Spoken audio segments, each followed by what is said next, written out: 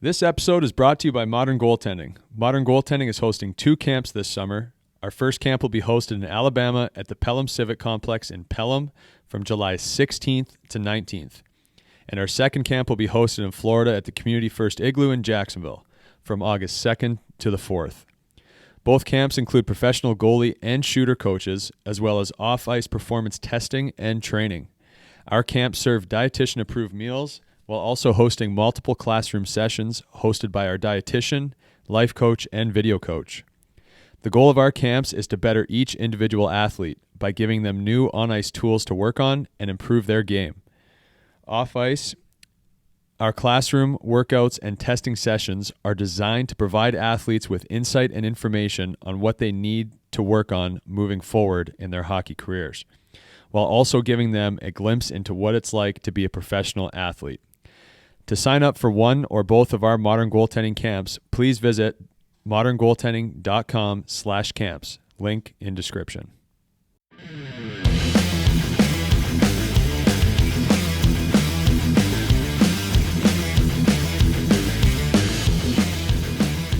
All right, welcome to episode 4 of the Off Angle podcast. I'm Austin Lott, sitting here with my co-host, native of Rockford, Illinois, going into his 7th year in the sort of professional hockey league, Ivy League graduate, Alabama roofing professional project manager, and SPHL goaltender of the year, Hayden Stewart. What is up, Stu?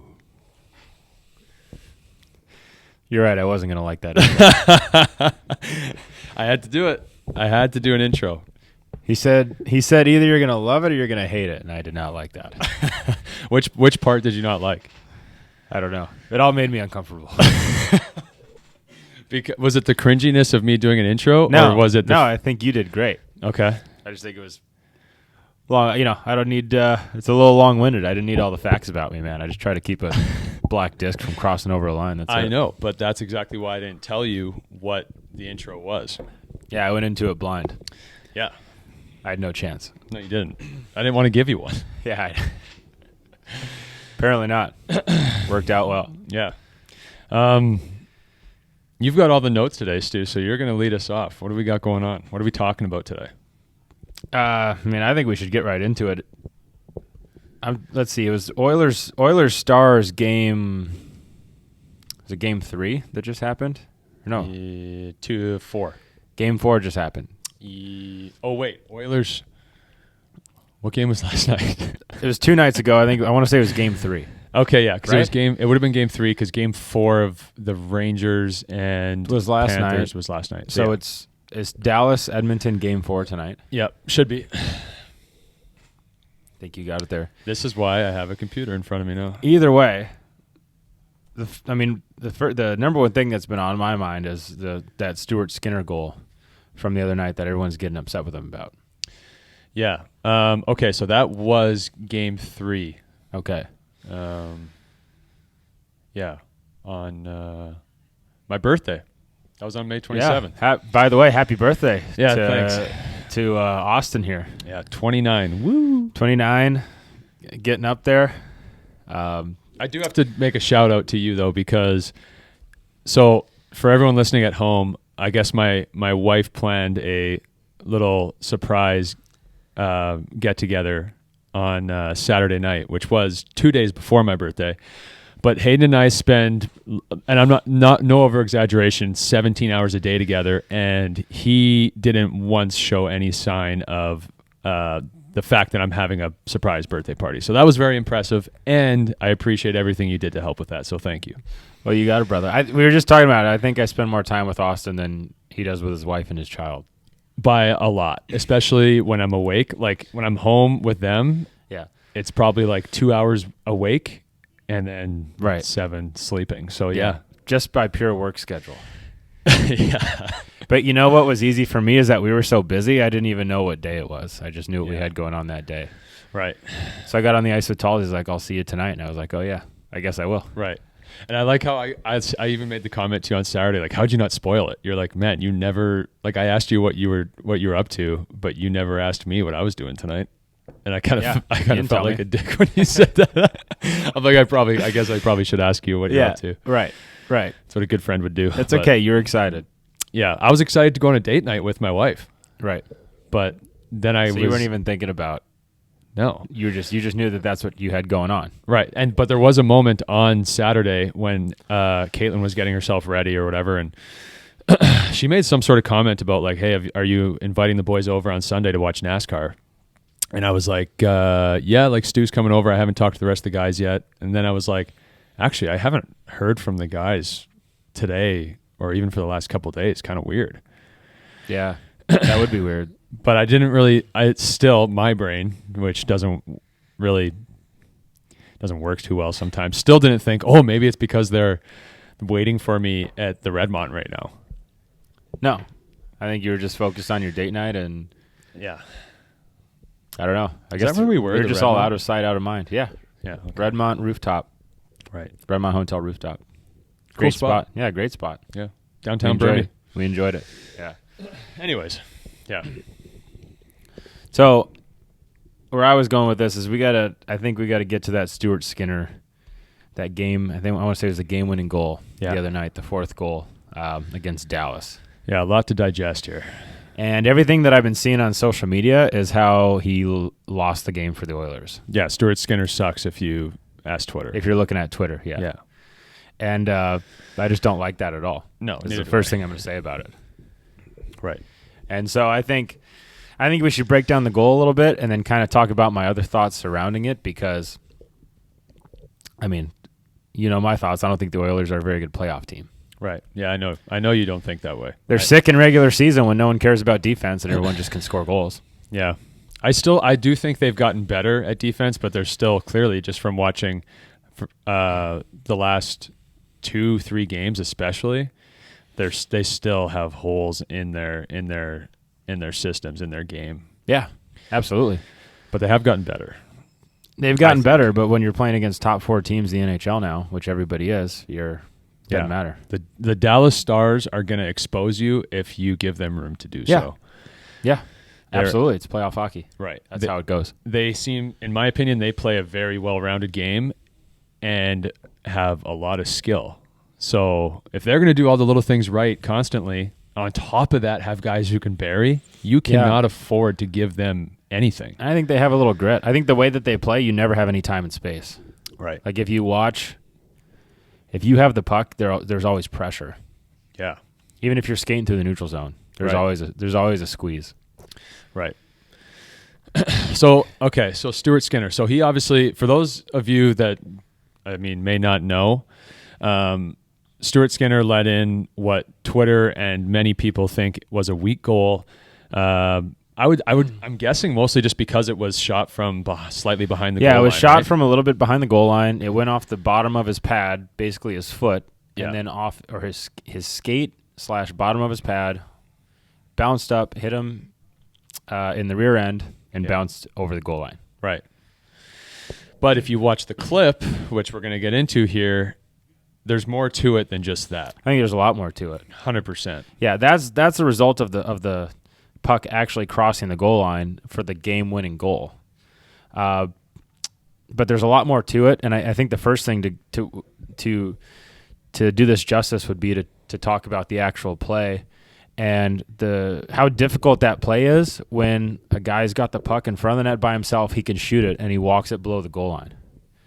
And he's got a backdoor option in front. Right. Like what it was a 2-on-1 at the net.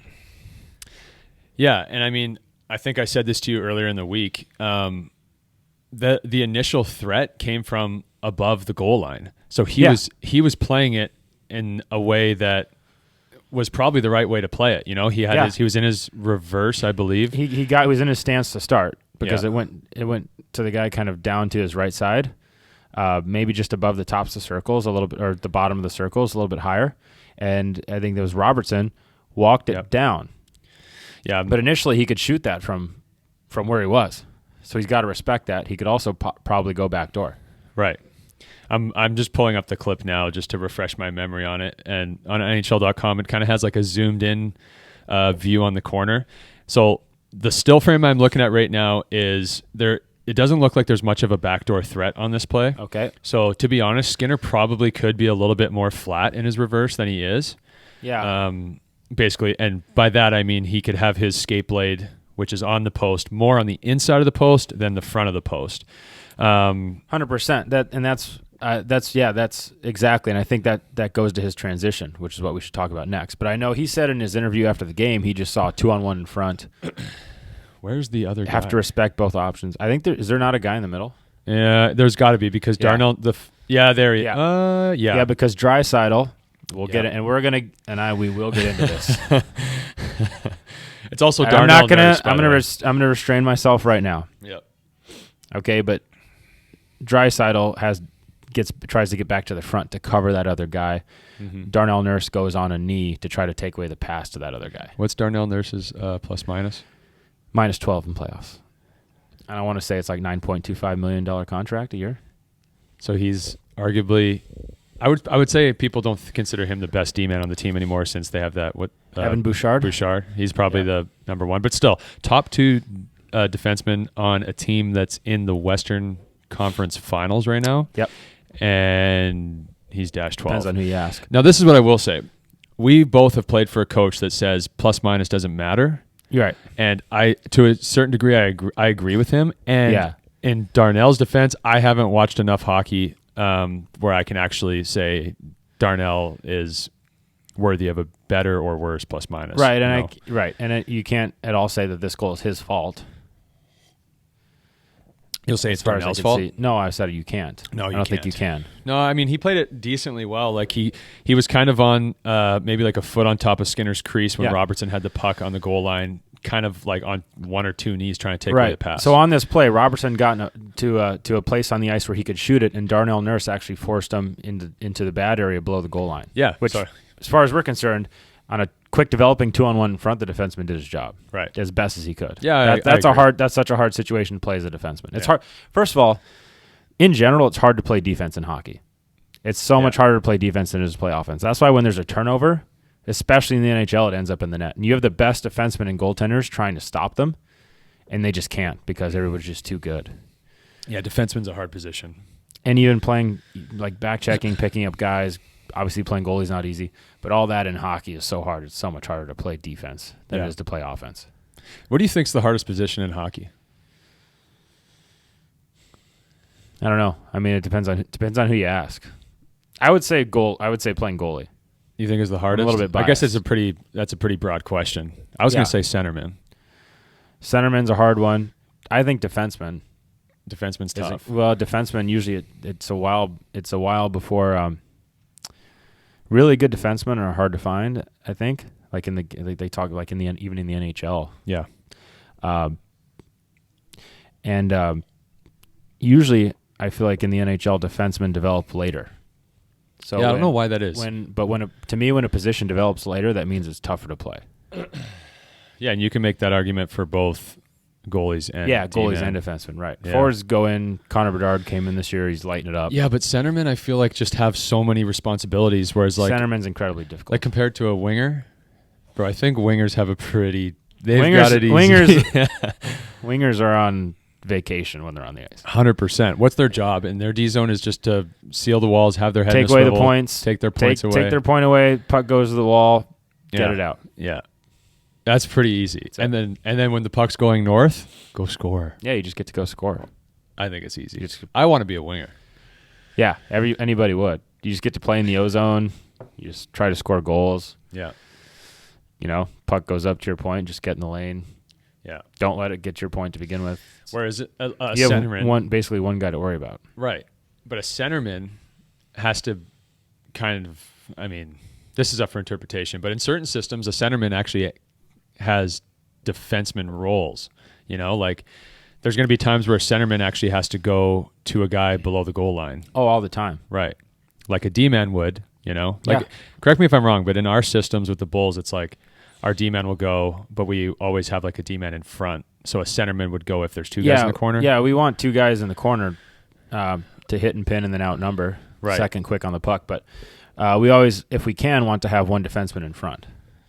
Right. Because they're the experts at controlling the front of the net. But see, while all this entire equation's going on, the wingers are just literally sitting on the wall or sitting on their D-man. Yeah, depends on where the puck is. But basically, marking their D-man. Yeah, woo, so hard. Yeah. So, anyways, back to the goal. He gets it. He walks down below the goal line, and he basically shoots it off Skinner's back. Now, the hard thing about this play is that once he walks it down, Skinner has to transition into his RVH. Yes. Which is the right thing to do.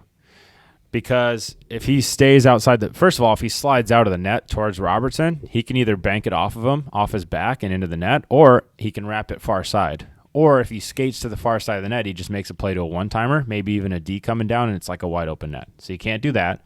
Right. If he doesn't slide and he just butterflies outside of the net, there's still room to put it off his back, which makes us uncomfortable. And the thing that, we've talked about, good shooters, good players will look to score from behind the net all the time. Yeah, they will. And especially nowadays where shooters they just know to look for a goalie who's in his reverse improperly, I guess. Or just outside of the net. Mm-hmm. Like there were multiple times this season where I was overlapped or something and I got outside of the net and I was like, all right, this is going to be a goal. Because their guy had it behind the net and I was like, he's just going to shoot it off me. Now, it only happened one time out of all the times I can think of. Most of the time, the players didn't look for it. Yeah.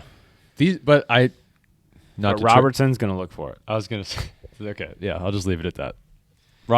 Players like Robertson they're going to look for that. Okay, because obviously what they want primarily is a one-timer for someone in the middle or to wrap it. Yeah. But if that's not there, which a lot of times teams clog the middle, they'll look to put it off you. Yeah. Why not?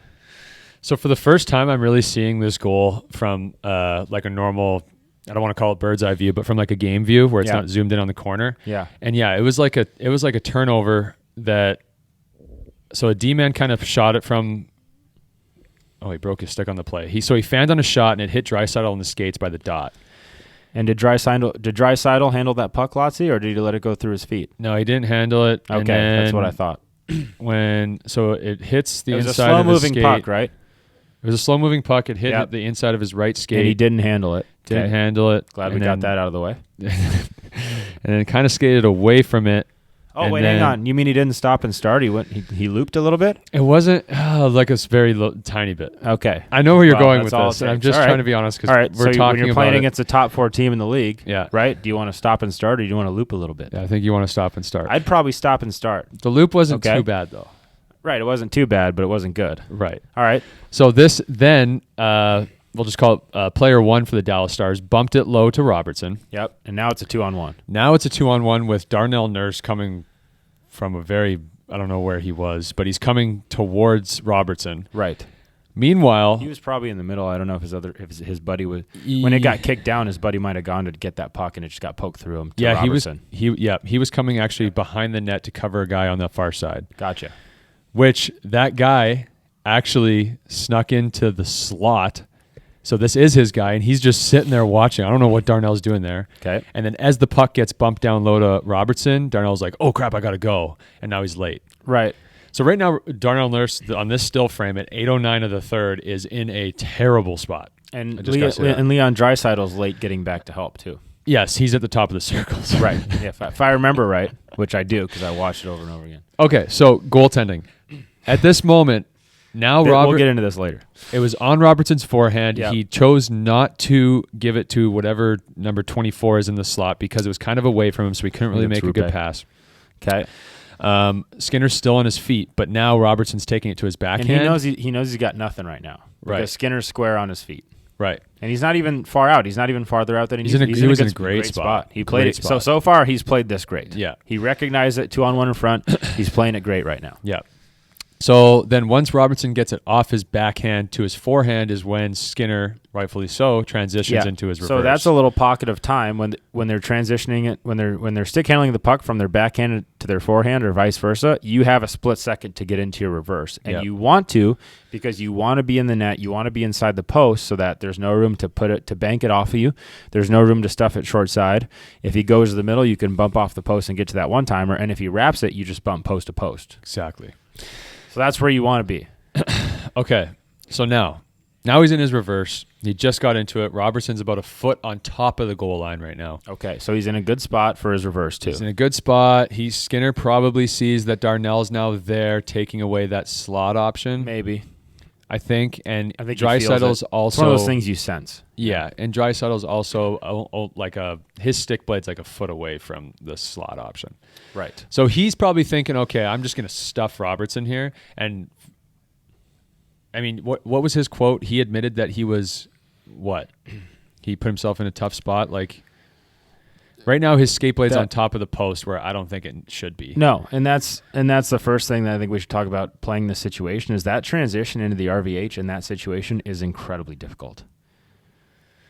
Yes. I mean, think about it. You got a 3-inch extension at least on the bottom of your foot. Yeah. You're taking that from outside the post and moving your foot all the way around the post and putting it inside, like 180 degrees. Yeah, but was he even overlapped here? Maybe a little bit. He was a little bit. He was. Yeah. A little bit. Yeah. Yep. Which is fine because that's where he needs to be in that situation. Yep. Okay. So you're taking your foot from outside the post 180 degrees around the post and putting it inside the post, and you're trying to get it what would be perpendicular to the goal line. So the goal line's going across, your skate blade is going up and down on the post, essentially. Okay, so let me ask you on this. the inside of the post. If you're him in this situation, when Robertson is transitioning from backhand to forehand, are you doing what he did at this moment? Yeah. While the puck's still on top of the goal line. Are you doing what he did, or are you taking the time to get that 180 in and get flat? Well, that's what part of what we should talk about is, did he mean to do what he did, or did he try to get flat and he got caught? And that's what I don't know about this situation. That's what he'd be able to tell you. Yeah, it's tough to know.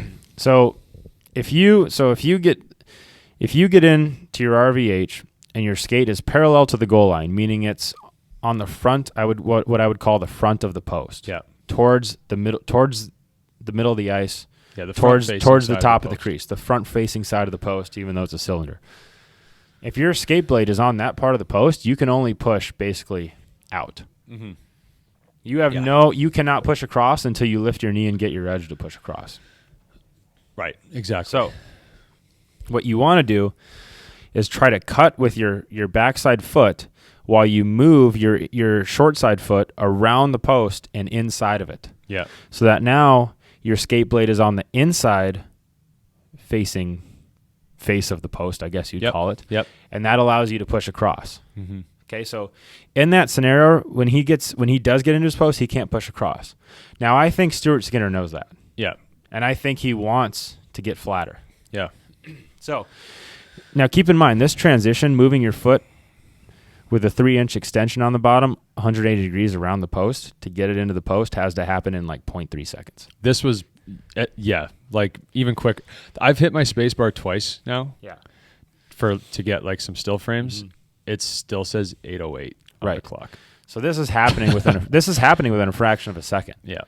It's incredibly difficult, and it takes a lot of skill and work, and even the best guys miss. Right. Like we just watched last night, Igor would miss the post on something like that. We watched, I think, Hellebuck trip over the post on something like that. Yeah, I mean, that happens to everybody. It happens to everybody. Now, and here's the thing that I'm thinking about, and the reason why I asked you if you would do what he did or if you would try to get on the inside. So Robertson's obviously a very skilled player, high hockey IQ. Yeah. What he did, in my opinion, kind of forced Robertson to go behind the goal line like he did. Right. Which is good. All things considered. Now, if he, instead of putting his skate blade on the front face of the post and just did that, took his foot right into the inside, it may have opened up, for that split second we're talking about, a hole against that post. Yes. Now, do you think Jason Robertson puts that in that hole? Like he basically did half a second later behind the goal line. Well, it depends, right? It depends on the situation. Do I think tough. he can? Yes. Yeah. But is he going to? No. Because when you're transitioning, the puck is not on a space where he can shoot it. That's why you're transitioning at that time, right? He can't. He physically can't. Yeah, he can't. I can't shoot the puck. I don't care who you are. Sidney Crosby cannot shoot the puck unless his stick blade is facing towards the net and the puck is on a spot on his blade where he can shoot it. Right. So that's why you're transitioning at that time. That's why Stuart Skinner is transitioning at that moment. Yep. I wonder. I want to know what he thinks. I want to know if he played this the way he wanted to, or if he was just kind of got stuck on the front of that post. So, and that's a good question because I think in his mind he knows he wants to get flat so that he can stop the pass across. Yeah. Now, what can happen sometimes in a situation like this is you're thinking, oh, that guy has no angle. I'm okay with just being on the front of the post. Yep. You're like, okay, he's out of space. He cannot score. Mm-hmm. I'm okay with just being on the front of the post here. I'm good. Yeah. Because you're in that split second moment, you're like, okay, I've got it covered. And that can happen. I mean, that happens sometimes. Yeah. I don't want to call it mentally lazy. I don't know what to call it. No, but the other thing okay. So again, I just hit my space bar again, and it moved to 8:07. So it's probably another half second. Okay. He actually, you can tell his body. He actually lifted his body up against that post in his reverse, almost like he anticipated Robertson was going to try and go bunk with it. Yeah. Okay. So he's thinking, okay, I've got the stuff covered. He can't stuff it now, and I love that he's staying reactive in his RVH and still trying to react to it, even though there might not be an angle. And he might be doing that because he got scored on in that spot. Yeah. Well, not from where the puck is, but where he's on his post. Yeah, he's been short side. He's been under fire for that. Yeah, and already in the playoffs. King literally went viral talking about it, and he was on the highlight reel of getting scored on. So yeah, that's tough. I do not blame him for just trying to take that away. If Henrik chirped me for getting scored on a certain way, I might get scored on 8 other ways, but I promise you I would not get scored on that way. I would be hugging that post. Yeah, 100%. I don't care how you score. You're not scoring that way anymore. Well, yeah, if the King chirped me, you probably would just never hear I don't from me care again. if I'm 4 feet in the corner and they have a wide open net on a backdoor one-timer. I ain't getting scored short side high anymore. Right. Okay, so the reason why I bring that up is because that's another move. While Robertson is trying to score a goal, that's another move that Skinner did, which took away from his time and ability to get flat. Right, because as soon as you react up, he's thinking about reacting up in the puck. He's not thinking about getting a skate on the inside of that post. That's all he's thinking about. He's not worried about skate hole right now. Right. Against the post. He ain't crossing his mind right now. No. He thinks he's got nowhere to go. Yeah. Okay, so now he takes it below the goal line. His skate being on the front side of the post is what will give Robertson a backboard to bank it off. Yep. And depending on what sort of skate you use, if you use two-piece skates, which Stuart Skinner does, and you may know something about this. I do. There's a bigger gap from the post to your pad because your toque is higher. Yep.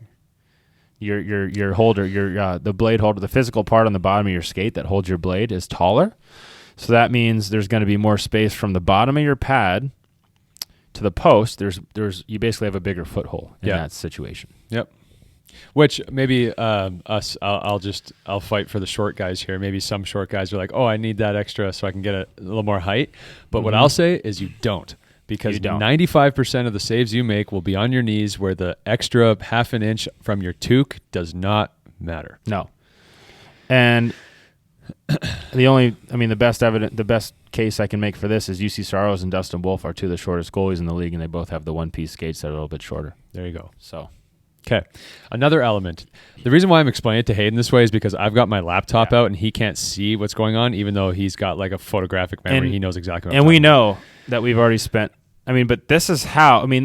Just to say something real quick. Yeah. This is a goal that everyone's like, this is a terrible goal. And they just say that and that's it. We've spent 20 minutes at least discussing this goal, and this is how difficult this is how many elements go into this. Yeah. That's why we're discussing it, though. This is why it happens. Because when we see hockey Twitter freaking out and saying Stuart Skinner's the reason why they're losing the game, it's like, man, you have no idea. You don't know the situation. There's 10 different things that are happening on this play. Right. But that's my hope is that people listen to this and they go, oh, okay. I'm going to lay off Skinner a little bit here. This is a difficult play. Yeah.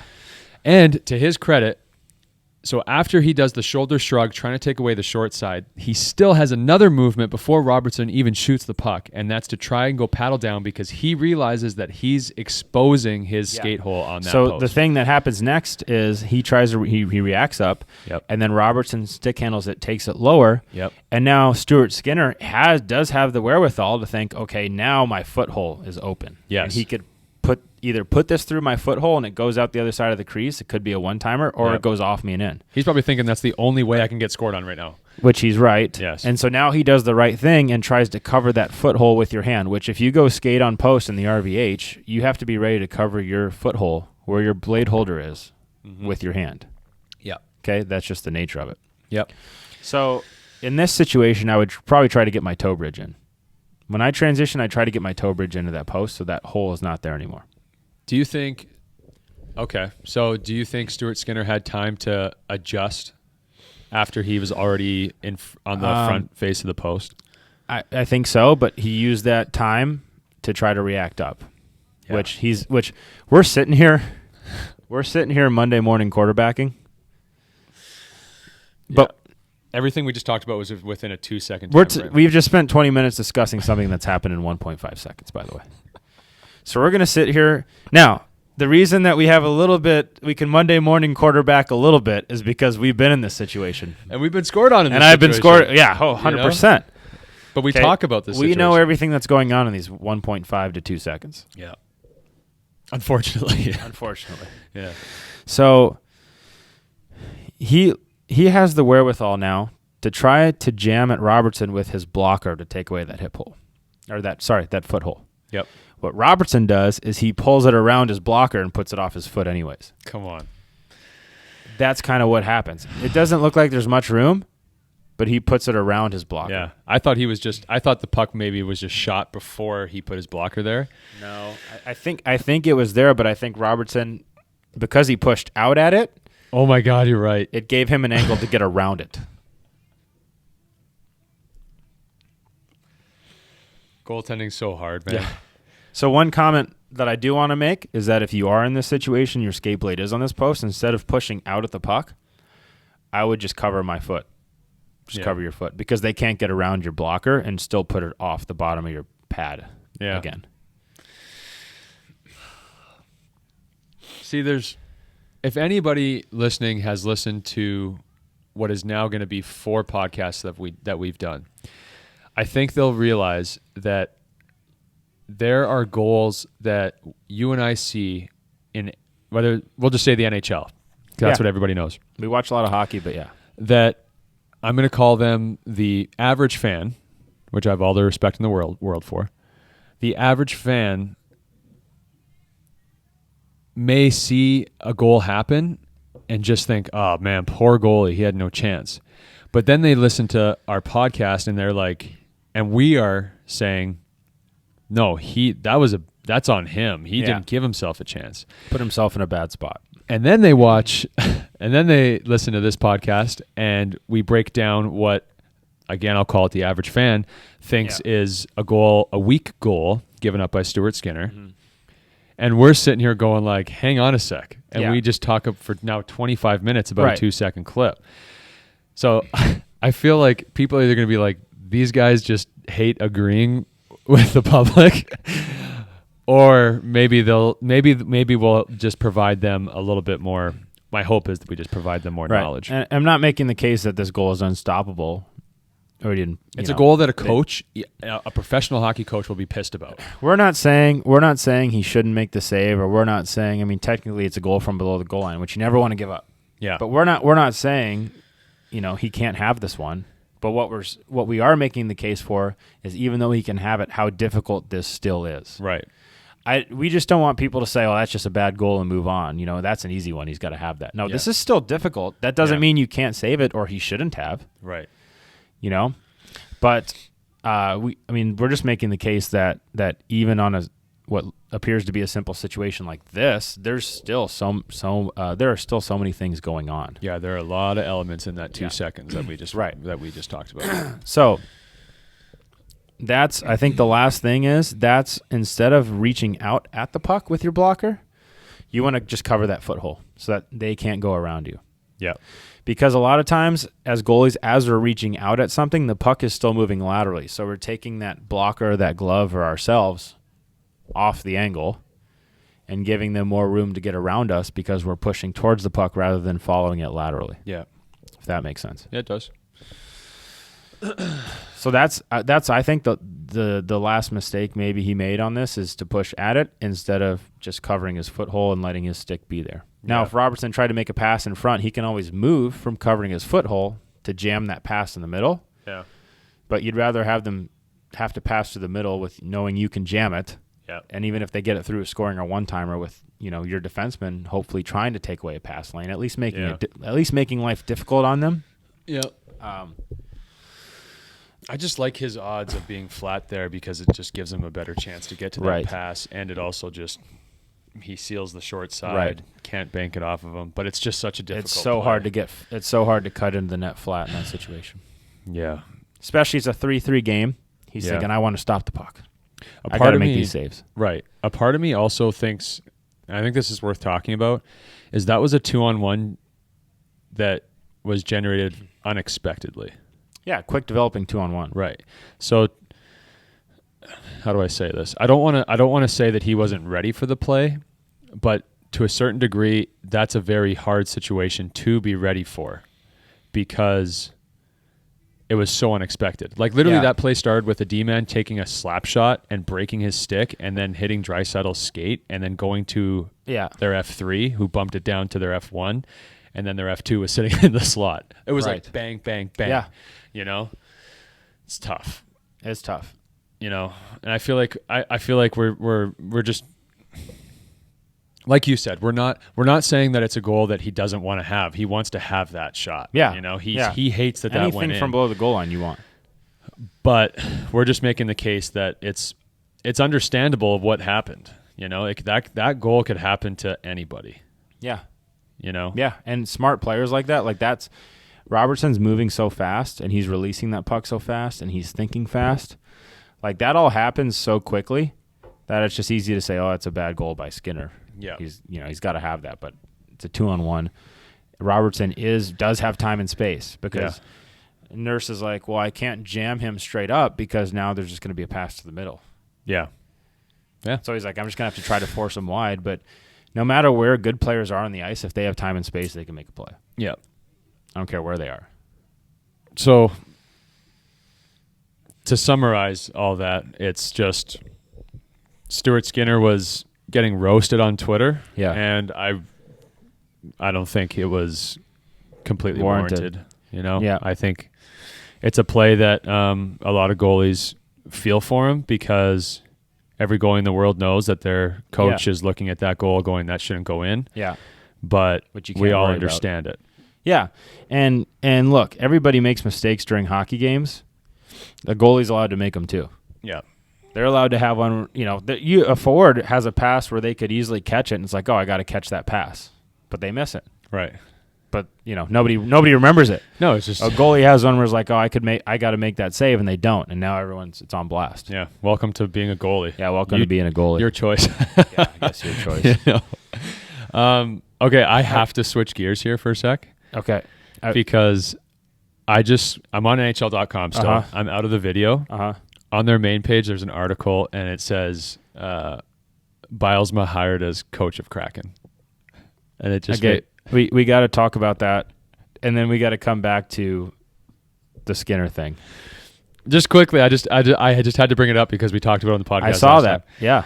So, fair warning, if you are a Kraken prospect,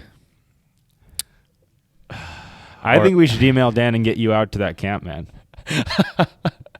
There's no... well, I did shave my head. He liked that I shaved my head. Yeah, he was fired up. Fair warning. If you are going to the Kraken development camp this summer, look presentable, don't have a stupid haircut, and I would say probably no soul patch, even though he didn't mention that soul patch. He didn't mention that. But anyways, I just had to bring that up because it's funny. I haven't heard about the guy for I feel like a year? Before you head to camp, go to Great Clips. Yeah. And get that thing taken right down to the wood. Proud partner of the NHL, Great Clips. All right, anyways, sorry. I didn't mean to get off guard from your notes, but I had to bring that up because it was just relevant. I think it's fair that you issue a warning. Yeah. To those who may play under Bilesma. Yeah, I'm just trying to help them out. Dan Bilesma will call you out if you have a stupid haircut. You got to think someone like Sidney Crosby sitting somewhere like 100%. Yeah, absolutely. Yeah, that's a good point. I wish I would have told more people that. Yeah, 100%. All right, what else we got? So a situation, a puck below the goal line, I changed how I played it a little bit this year. My opinion on it changed a little bit. I used to think when the puck was below the goal line, if you're inside the post, they can't bank it off you, which for the most part they can't. But if they're kind of if they're closer to the post, about a foot below the goal line, and you're skate on post, they can still bank it off the inside of your pad. Yeah. Because I got scored on game 2 against Pensacola like that. Yeah. And that bothered me it still bothers me a little bit. It doesn't, because I changed how I played it, and it kept more goals from going in during the year. What did you change? Well, it was a pass behind the net from my left to my right to a right-handed guy behind the net. Yep. He took it, brought it about a foot from below the goal line, and stuffed it off my foot. Now, I used to go skate on post when I was moving across in that situation. Yeah. Okay. And I learned that day, okay, good players can still, even if you're skate on post and flat, they can still find a way to bank it off the bottom of your pad boot. Yep. So now anytime the puck went behind the net, and it was outside of, directly behind the net, I guess in that cylinder where the net kind of is. Yep. If it was anywhere outside basically the posts, then I would go toe bridge.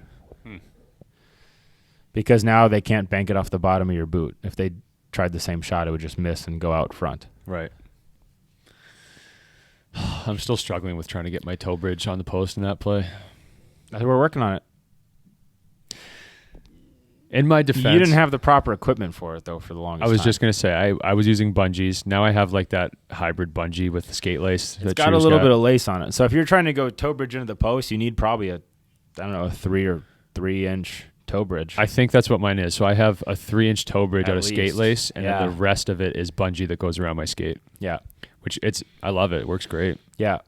But yeah, it's still difficult for me to do. But when I really started focusing on doing it was when I got those new pads and I was able to find my toe bridge, and it was still difficult because my hips were a little tight this year. Right. Yeah. Right. But I think, that's what summer training's for, Hopefully 100%. I work on it this summer and just get in and out of the post a bunch on your toe bridge. Yeah. And you'll be good to go. Just pray for my hips. Yes. Yeah. Well, you have the best hip in the locker room. Right? Yeah. So I don't need to. That's right. So now I think, and this is just related to the Stuart Skinner goal, now I think if the puck's outside basically the cylinder of the net, and obviously you're still going to make reads, but there's still a way for them to bank it off the bottom of your pad/foot. So in that situation, now I think it's best to have your toe bridge in, or your shin if you're a Tuca guy. If you like to Tuca. Yeah, I'm never going to recommend the shin. I only recommend shin if I'm coaching someone who's doesn't have the ability to get in the reverse. Yeah, I think it's still good to be able to move out of it on your shin in case in a game you miss it and you end up on your shin. You don't want to be stuck. Yeah, but from that, is that something that you need to work on though? I feel like you just do it. You can practice it a couple times. Yeah. Yeah. Because you're gonna miss. Yeah. But you got to remember, the first weekend of our season this past year, I gave up 2 goals from below the goal line. Now, and I was not pumped about it. No, you weren't. So, but I would say, it happens, man. That's what we just talked about with Skinner for half an hour. Right. It happens. Good players, they'll get the puck to the net fast, even if it's below the goal line. Yeah. And that's what we try to work on with our students, our goalies, is the puck, as they get older and as they get to higher levels, the puck gets to the net faster and faster, and guys find more ways to get the puck to the net fast. Yeah. And players that's what goal scorers do. Players just become more used to, I'm talking for younger goalies, you're going to get bigger, holes are going to get smaller, and in direct correlation with that, players are going to become used to shooting for those small holes. Yeah. They're going to get smarter. They're going to have better beat shots. You with speed more than just pure 100% room in the net. They have to beat you with speed more. They have to beat you with deception. They have to beat you with surprise. Yeah. Things that are unexpected. They're not just going to put their head down and shoot the puck with their eyes closed like like they do. I don't know. Until a certain age. Young kids, there's a lot more net available. Yeah. So they don't have to beat you with speed. They could just beat you with a straight shot Right. more often. Yeah.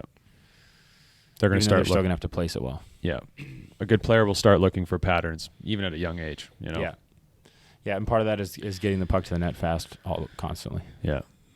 So the other part of this, Stuart, so now we just broke down the situation, the scoring situation from that Stuart Skinner goal. Okay. Now I want to talk about all the elements surrounding it, because I think some of the heat that he's getting is completely unfair.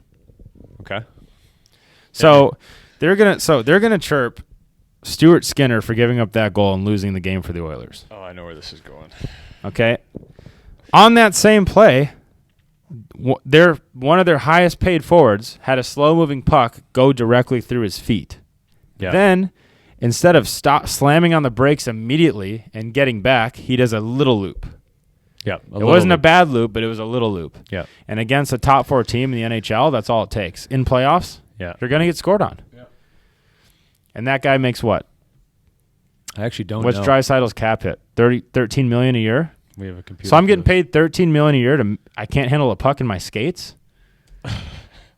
Crosby gets paid way less for that and handles that puck in his skates. Leon Draisaitl contract. He is signed to an 8-year, $68 million contract. His $8.5 million cap hit proved to be quite a bargain for the Oilers. Okay, so he's only $8.5 million. Yeah. Right now. According to Google. Okay. According to the hockey news on Google, yeah. Okay, then I was wrong about him. Either way. I never would have guessed that. Yeah, Yeah. his cap hit's 8.5. Can you tell me what his numbers are during this series? I can do that as quick as my fingers can. I want to say he doesn't have many points. I can hardly spell his name. All people are talking about all year is how sick he is, how the Oilers are going to win. Which, obviously, yes, he is great. Which, for the record, I hope they do, but it's only because I love Connor McDavid and I love the Edmonton Oilers. Because they're a Canadian team. That's the only reason why. But So you'd be just as happy if the Ottawa Senators won the Cup. Shout out to Troy McTavish. Yes. Okay. Yes, I would be. Okay. Yeah. The only team where I'd be like, not too pumped about. The Leafs.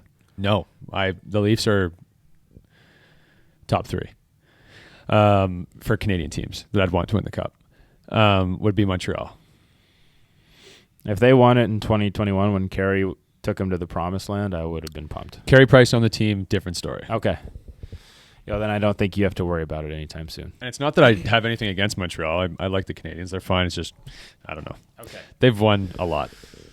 I want to see the Vancouver Canucks or the Winnipeg Jets or the Edmonton Oilers, Calgary Flames, Ottawa Senators. Yeah, all those, they'd all be sick. I'd love to see any of those teams. Calgary Flames be sick. Yeah. Okay. So no one talks about. You want stats? Yeah. Okay. Wait, you want for this series? Yeah. He has 1 goal for 1 point and is -2. So in 3 games, Yeah. he has 1 point and he's -2. Yeah, 1 goal and -2. +1, then -1, Yes. 1 goal, -2 in 3 games versus Dallas. Okay, so now that it's playoffs, he's not scoring as much as he used to. Well, no, because his playoff stats for this year, he's got 25 points in 15 games. That's sick. But that obviously from the first 2. So in the first 2 rounds, he had 24 points. That's 9 awesome. goals, 16 assists. But in total, 15 games played, 9 goals, 16 assists, 25 points, and he's even. Okay. That's good numbers. That's pretty sick. Yeah, he's actually a hell of a playoff player. 64 games played, 102 points, +10. But see, here's part of my thing, though. I think when people are like, oh, that guy's a great player, they see his points and they see his goals and assists. Yeah. But they don't say, oh, he doesn't slam on the brakes right when there's a turnover. Yeah. Like, what's he doing on the defensive side of the puck? What's he doing when his team turns it over? Right. How is he getting scored on? Is it a detail thing? You know what I mean? I feel like people don't talk about that. Okay. No. So, but my whole point of this, the whole point of that side track we just went on Yep. was that there are more people making mistakes on this play than just Stuart Skinner. 100%. Dyson Skinner's my buddy, who also plays goalie. Shout out to Great Dyson. guy. You say he's also a goalie? Yeah. Oh, sick. Yeah, Stuart Skinner. But no one's talking about how Leon Draisaitl let a slow moving puck go right through his feet, Yeah. and then loops for a split second. Yeah, like a So there's split that. second. Yeah. Yeah, Yeah. that's all it takes, right? Yeah. We just talked 20 minutes about something that happened in 0.5 seconds. Yeah. I know. Okay, and See then, how I'm not disagreeing with you, but I'm still just making it. I've just got to be honest and say that I would love to see the Oilers win a cup. no. Then we got to get to the big guy, Who's that? McDaddy. I'm not touching this one. I I'm gonna let think you have this one. I think it was Robertson's first goal. McDavid is right on him and lets him step into a clap bomb one-timer. Okay, pulling it up now. Missile. He's right on him. Tie the guy up. It would have been the second period, right? Yes. First goal for I'm Dallas. pretty sure. McDavid, if I remember right, Oh is my right in God. his pocket. That's his guy. What a rocket! Yeah, but look at where he is. He's a foot away from Yeah. him. Tie the guy up. Yeah, he's on the wrong side of him. He's fat. I guarantee you he's faster than that guy. Oh wait, that was the wrong guy. Oh my gosh! Yeah, he kind of does a loop outside the blue line. Oh, so did McDavid loop on that play? What happened? Was it a turnover? Wait, I'm a goalie. I don't want to be breaking. I'm not trying to break down defensive tactics too much. But I'm trying to give this a fair assessment okay. for you and for the people listening. Yes. But I am literally having trouble just figuring out which player in a blue jersey is Connor McDavid. Okay. Look at the goal score. Okay, here we go. Look at the guy who yeah. is his shadow. I just don't know where Connor was, where he was coming from there. Okay. Like, it looked like he was coming from like outside the zone. When the guy shoots it, where is he? Inside, top of circle. Standing on the right. blocker Yeah, side. but where is Connor McDavid on the guy who's shooting it? He is on his right hip Yeah. behind him, Yeah. and the guy's He's right on. lefty. He's with right his on. stick He's in the air. directly on him, right? Yeah. I don't know. Maybe put your stick in there. Maybe tie him up instead of just standing next to him. Yeah. Now, how much does McDavid get paid a year?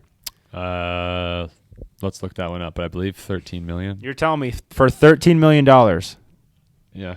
I'm just going to stand next to a guy and just let him rip it as hard as he can on my goalie, top shelf? Pulling it Where up. Stuart Skinner has no chance? $12.5 million Okay. for the next 2 years. Then he's All right. Then he's a UFA. Right. Okay, so Oh my God. he's going to do great in Chicago. He's gonna make $16 million. Him and Bedard. So look, no, he can't. You can't. Not unless the cap goes up. We'll talk about that a different time. He's Okay, gonna so make for so much for money. $12.5 million, I can pay you to stand next to a guy and just watch him shoot it on your goalie as hard as you can. But how come nobody's on Twitter like Connor McDavid gave no effort on that play? I think because they just see that he's lighting it up Offensively? offensively. Uh-huh. And you can't fill the net in playoffs, right? You can't. Yeah. So, yeah, But the cool. Oilers, Nice. The Oilers try to. The Oilers tried to, They and, tried and to. how many cups have they won recently? None. Okay. How many cups have the Leafs, who also try to fill the net, who spend all their money on offense, how many cups have they won recently? 0. How many series? How many playoff series have they won recently? 1. What are we talking about? Yeah. That's a team with a $33 million line, didn't make the playoffs in the bubble. Yeah. They lost in the qualifying round Yeah. to the Blue Jackets.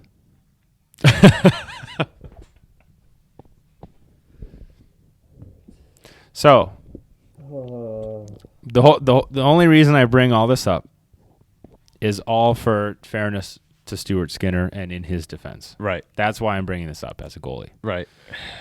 And it also just drives you a little nuts. It drives me a little bit nuts because we're going to talk about Stuart Skinner Just a getting little scored on, but we're not going to talk about Connor McDavid standing straight leg next to Jason Robertson, watching him wire one through his net. Right. It's backwards.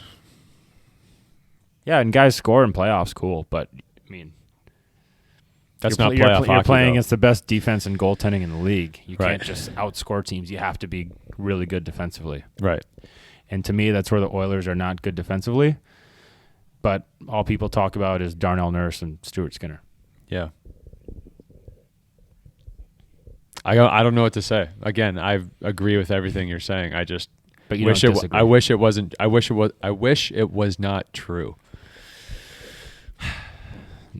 Now my blood pressure's high. I know. I knew it was going to be. Up. I knew it was going to be. I'm getting fired up. I'm getting myself fired up. Pre-episode, when we've started discussing this, yeah, I knew it was coming up. Did you know I'd be on a rant like this? Yeah, 100%. And I knew I was going to be in this exact position, sitting here, listening, not knowing what to say, because I know that you're right, but I just wish you weren't. Yeah. Because I love Connor McDavid and the Edmonton Oilers. And for the record, I like Leon Draisaitl too. Leon Draisaitl makes the best backhand pass I've ever seen in my life. He's so good, man. He's great. They're both so nasty. He's great. But why do you play? To win the Stanley Cup. Yeah. Right? Yeah. Not to fill the net. Right. Now, I'm not saying that's what they do or what they want to do. But to me, it seems like that's what they want to do based on how they spend their money. The Oilers. Yeah. Yeah. And, in playoffs, all these hooking and holdings that might get called regular season. Doesn't happen. Yeah, a little more freedom in playoffs. Yeah.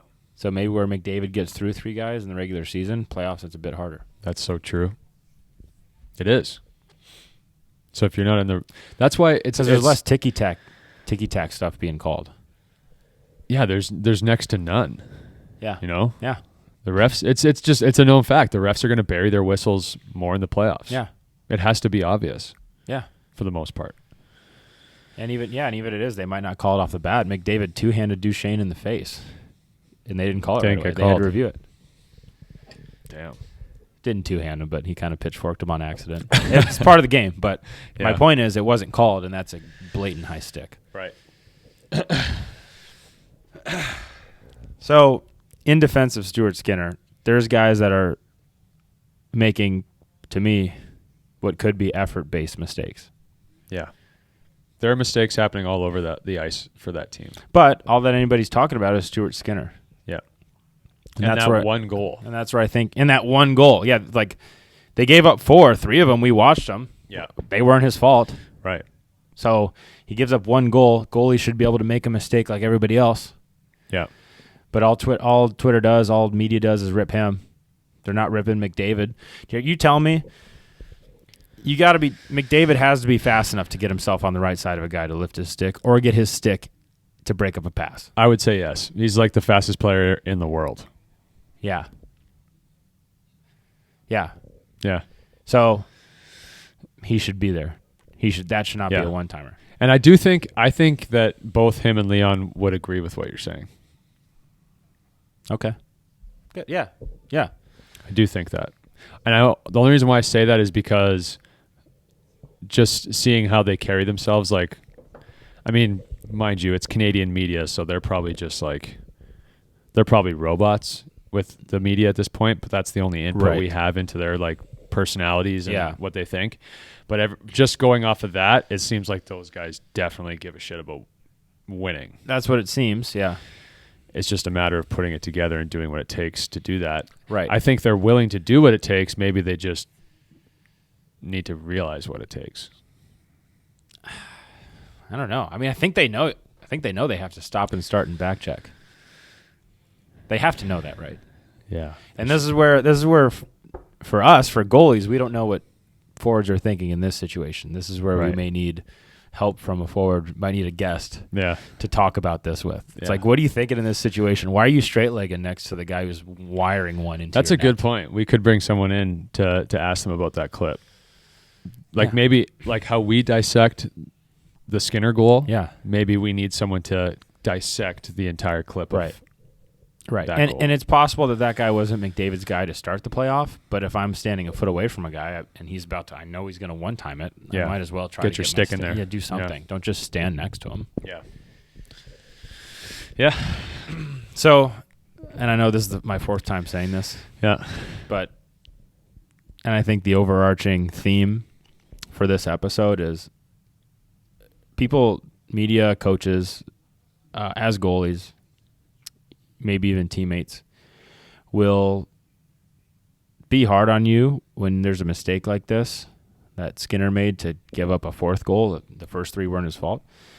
But a lot of times it's not the mistakes that other guys make on the ice aren't highlighted. Yeah. And I think, and I'm not saying, and I think obviously they should be, but I think as a goalie, that's where you have to remember the point I'm making with all of this entire episode, I think, is as a goalie, you have to remember that when there are goals, even if it's what seems to be a bad goal in the moment, there's other guys who made mistakes on that play. Yeah. And that's why the puck ended up in the net. And you could, during the game, you could sit there for 10 minutes, 15 minutes, 20 minutes, the whole game, the whole rest of the game after that puck goes in, and think about how that's your fault and what you could have done different. It's not going to get you anywhere. It's not going to get you anywhere, and I don't think you're not going to have an accurate, in your head, it's not going to be, what happened, what you think happened isn't going to match what actually happened. Right. And what I mean by that is, like, there's goals I've given up where, like, I could have that. Why did I do that on this play? I'm an idiot. Yeah. And then I'll watch it back and I'll be like, oh, that makes total sense. Yeah. So my whole point is that you can't evaluate it during the game. No. You got to put it away. You got to let it go. You got to not worry about what you think people might be saying, and you just have to refocus and get right back in there and just focus on what's going forward. Because to me, you're not going to remember every single detail of the play. And so your representation in your mind of what happened isn't going to be accurate. Yeah, and you're probably going to just be thinking the worst about yourself at that moment. 100%. You got to let it go. You got to let it go, and you got to just worry about what's in front of you. That's it. Yeah. Yeah. You said it all, man. You took all the words out of my mouth. So, and that's, to me, for this episode, that's my overarching theme for it. Yeah. And I know I'm going to catch fire from some of the boys if they listen to this. I don't know if you will. What, about McDavid and Draisaitl? Yeah.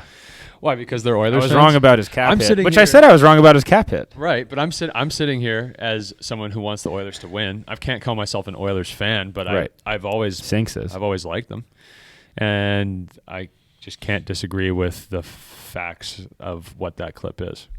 So, but like you said, we should bring in a shooter, probably not McGregor Sinclair, who's going to be biased. I don't know, and I think it goes two ways. Either they're biased towards their team, or they're more unbiased against them because they're so upset that they lost. Yeah, true. Okay, so we're bringing in Sinky. I don't know who it's going to be, but we need a viewpoint of what's going through Connor McDavid's mind as he's standing next to Robertson, who's about to light a puck up. Yeah, into his net. Yeah, we need that viewpoint. Like, that's a premier NHL goal scorer, all by himself, about to one-time it. Yeah. I'm a foot away from him.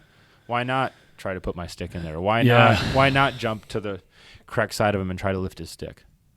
Yeah, I think the only argument that we're gonna hear is that he was on the inside, right? But I'm a foot away. Who else is going to take him? No, I think no one is. No one is. Right. At that point, it's McDavid's guy, whether it was to start with or not. And it makes sense to come back on that side of him because otherwise he could catch it and jump to the middle. Yeah. But maybe if I see he's gonna wire it, I reach around him and try to put my stick at least. Yeah. Even if I don't get the puck, at least he's like, oh, there's a stick here. Avoids the one timer into the back of the net. Yeah. Yeah.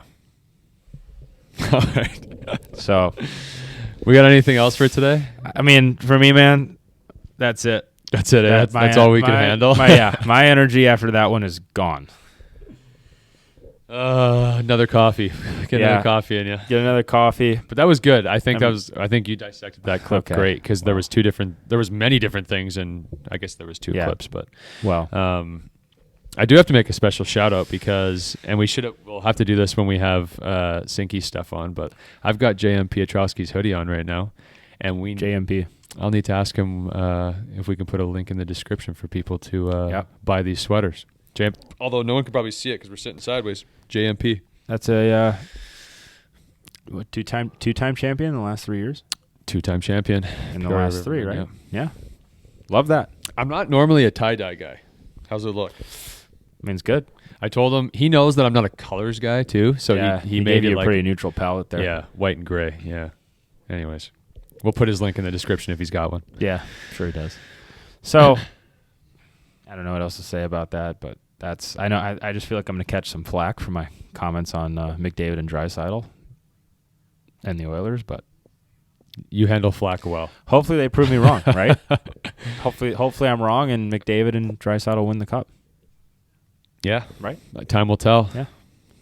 I'm sweating about it, but time will tell. Yeah. I hope they do. So, I if I get proved wrong, I'll say I was wrong. I know you will. Yeah. That's all I got, man. Okay.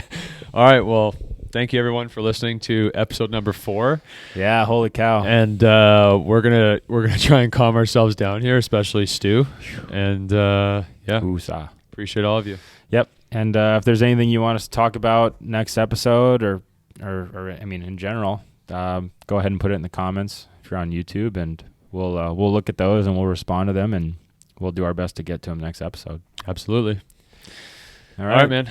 Thank you, everyone. Yep. Go Oilers. Go Oilers. Go Skinner. Go Skinner. McDavid, Draisaitl. Come on, boys. Guys, please help him out. Yeah. All right. That's a wrap. That's it. Okay. This episode is brought to you by Vita Era Hydration.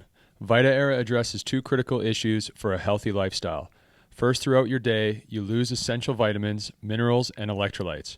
Whether you're taking a walk, working out, or engaging in any energy-intensive activity, Vita Era replenishes these nutrients without the processed sugars and artificial additives like sucralose or aspartame found in many hydration products. Instead, Vita Era uses stevia, one of the healthiest natural sweeteners, to provide a refreshing taste. Second, with 60 to 70% of our bodies made up of water and 75% of people chronically dehydrated, it's showing that we're not drinking enough water.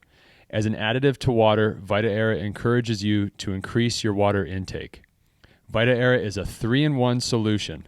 It provides your everyday essential vitamins and minerals, green tea for enhanced performance and recovery, and electrolytes to maximize hydration efficiency. Each serving includes 500 milligrams of potassium, equivalent to the potassium content of a banana. Stay hydrated. Drink Vita Era.